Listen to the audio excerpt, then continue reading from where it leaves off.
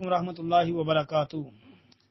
جی محترم بھائی نے یہ ایک پوسٹ سینڈ کیا جسے قدسی مفہوم لکھا جی ہے ابن آدم ایک میری چاہت اور ایک تیری چاہت ہے، ہوگا وہی جو میری چاہت ہے، پس اگر تو نے سپرد کر دیا اپنے کو اس کے جو میری چاہت ہے تو وہ بھی میں تجھے دے دوں گا جو تیری چاہت ہے۔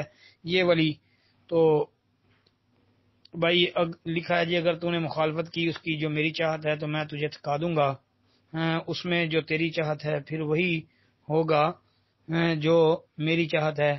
بھائی کہتے ہیں جی کیا یہ حدیث درست ہے؟